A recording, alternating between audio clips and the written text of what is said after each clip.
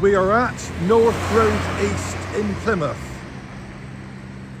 Very close to Plymouth University and not far from the centre of town. What is the connection between Welbeck Avenue, Derry Avenue, and Restormel Road? So what connects these three well-known streets in Plymouth? It's a location and an event from the Civil War. This is Houndescombe House, which was sadly demolished in the early part of the 20th century and stood in its land more or less on the plot of these three streets. But where is the connection with the Civil War, this area, and Houndescombe House? Phil Photiou will tell us all. Here is an earlier map of the area. Behind us is North Road East, and beyond that, the University of Plymouth. To the right is Restormel Road. Going down to the railway station with North Road East behind me. Here to the left of Restormel will be Derry Avenue. Looking again down to the station with North Road East behind me. And beyond that, to the left, Welbeck Avenue. Looking down to the railway station, North Road East behind me. But what is this feature here?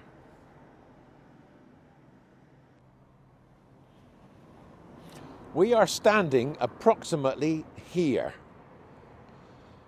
on Welbeck Avenue, this end of the house. This is this part here, and this is this part here.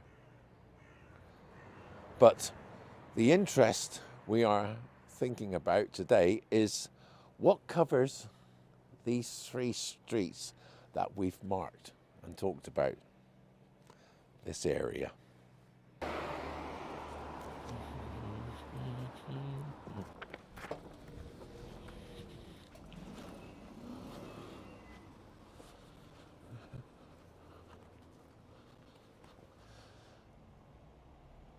If we were stood here in 1644, we would be in an earthwork, a parliamentarian earthwork that protected Plymouth, lying between the Magdalen Fort to the east, where Plymouth High School for Girls is now, and PENNYCOMEQUICK work to the right, or the west, where above the train station. We are down Derry's Avenue, and we would be stood about this point here, within the earthwork. This was a half moon, or bigger than a half moon, fort thrown up as an extra protection for the town of Plymouth. It was built to counteract another royalist attempt to make a lodgement between the main forts, which happened in December 1643, just to the east of us, when the royalists actually threw up an earthwork and threatened Plymouth's main line, which is just behind us on North Road East. That is the military road.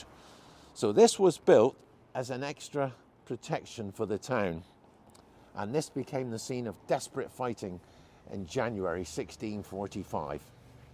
If you look to the west, just there at the top of Derry Avenue, there's a difference in elevation. It's much higher by about 4 or 5 feet from that house. Now, Little PENNYCOMEQUICK work was built on the brow of a small hill jutting out from the high ground here, from this part of the defensive line. And that is more evidence that it stood here, and here was a fort. The significance of Little PENNYCOMEQUICK Fort comes out in 1645. 3 months previous to that, King Charles left with his royal army, marched away from Plymouth. He was besieging the city for a week. He failed to break it. Behind him, he left Sir Richard Grenville with a small force, not enough to besiege Plymouth, but enough to blockade it from the South Hams, from its food supplies in that direction. But in the next 3 months, Grenville raised an army of 6,000 infantry and cavalry and a number of guns. Now, in December 1644, he brought these guns and his troops north of Plymouth and concealed them in the old royalist forts that were abandoned, and made plans to attack Plymouth. Now, his main attacks against Plymouth were going to be against Magdalen Fort, which is Plymouth High School for Girls now, PENNYCOMEQUICK Fort, not far away in that direction, which is now the train station, and Holywell. But he also was going to hit Little PENNYCOMEQUICK. This was his first assault, the fort's first attack. This happened on January the 8th with a bombardment, a pre-assault bombardment, which took 2 days. And in the night of January the 10th at 2 a.m., Grenville made his move.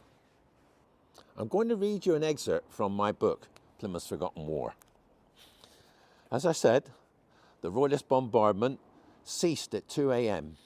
on the morning of January the 10th, 1645.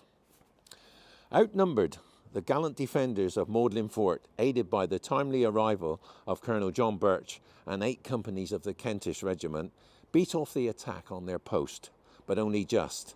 In the process, they killed 60 of the enemy and wounded many more.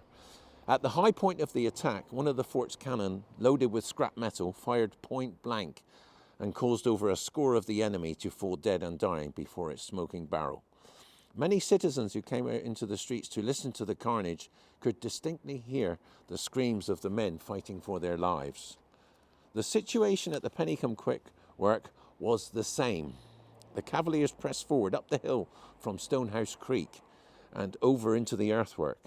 Captain Richard Clark fought his guns well and received a wound during the action. To bolster the garrison at the main forts, a number of seamen were sent to man the cannon. Many of these were killed, helping to blunt Grenville's multi-pronged attack.